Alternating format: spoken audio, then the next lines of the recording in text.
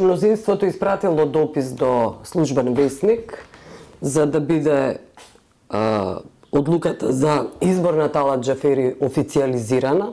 После тоа дали очекувате обструкции од страна на поранешната власт?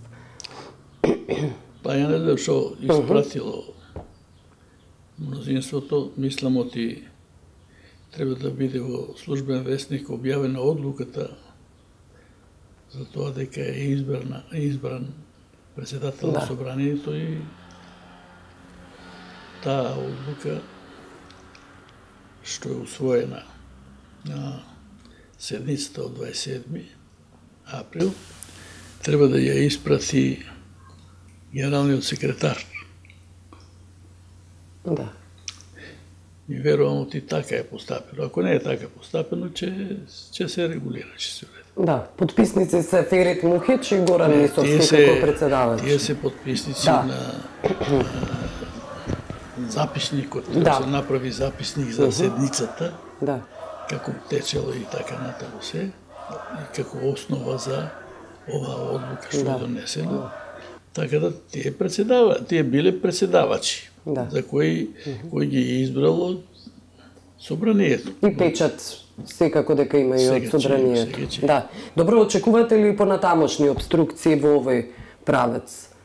Еве се покажаа тие обструкции се неодрживи, неодбранливи и мислам оти покорисно е да се ориентира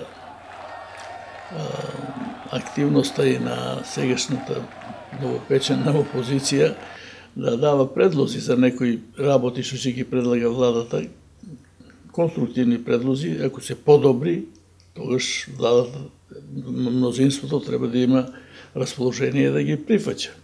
Така да се создаде една атмосфера, нормална работна атмосфера во собранието. Верувате дека ќе тече без проблем, мазно ќе тече изборот на нова влада?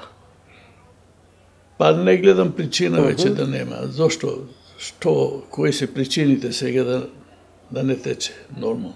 Не гледате причини во тоа што постојано не може сушност да се контролира власта во своите постапки. Добро, и тие не може да се предвидат, се разбира. Еве се контролира. Да. Вчера едно, денеска друго. Да. Верувате дека и така ќе продолжи? Па не мора баш сегаш така, може да оди и по-редовно и нормално. Може да има појави. Сигурен сум дека ќе има поединци и појави и групички можеби. Меѓутоа тоа е совладливо. Со оглед на атмосферата каква беше и настаните кои беа, тоа ќе биде еден помирен период и ќе може да се работи. Да, оние црни сценарија за експлозија на безбедноста, на стабилноста, прелевање во целиот регион, верувате дека тоа веќе не би се случило? Такви можни црни сценарии. Јас мислам дека е направен пресврт веќе. И сега ќе оди кон смирување и кон редовно работење на парламентот. Дилемата пред која се наоѓаше ВМРО да поминее до денешните промени беше дали таа партија ќе прифати парламентарно решение на кризата или натаму ќе инсистира на вон парламентарни средства. И на воено дори. Сите се тоа вон парламентарни средства. Ако останеше на таа линија, ќе се заоструваа се повеќе работите и мислам оти ВМРО како партија ќе запливаше во водите на тероризмот и таква оценка ќе добиеше и од сите меродавни странски институции. И ова е сега разрешување на таа дилема, веќе не, значи го напуштат тој курс и одат во парламентарна борба, што е право на секоја опозиција. Ова денес што се случува. Според това што го кажувате, сметате дека председателот Иванов и би дал мандат? Па мислам оти... Без разлика што го услови повторно мандатот со отфрлање на тиранската платформа и гаранции. Не може да условува тој, нема право да условува по уставот, нема го тоа право тој.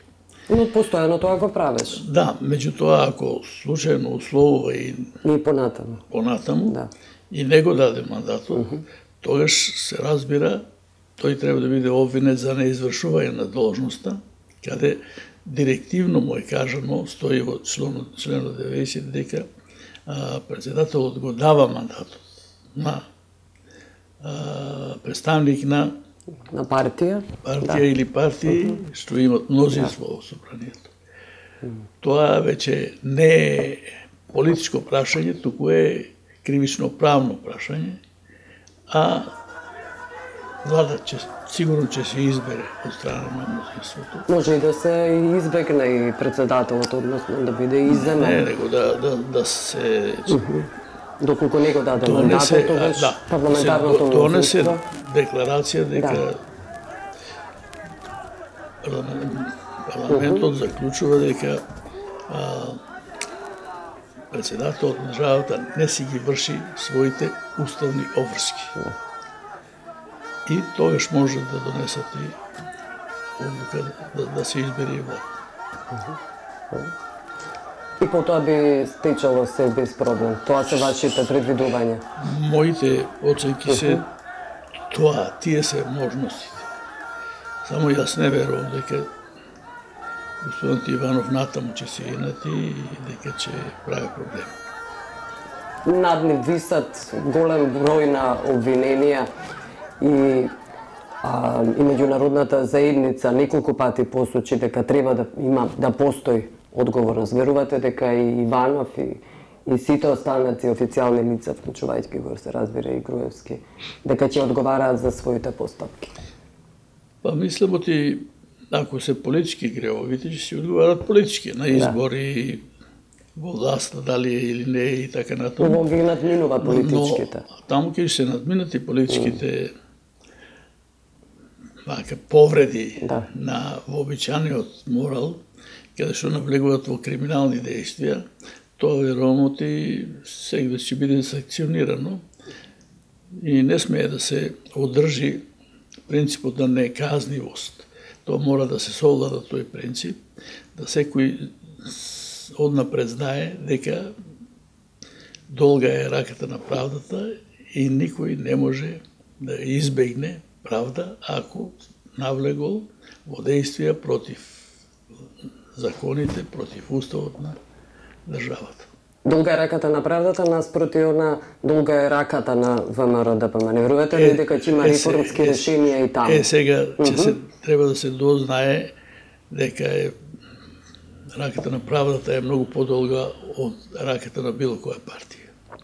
Верувате дека ќе има реформски решенија во таа партија?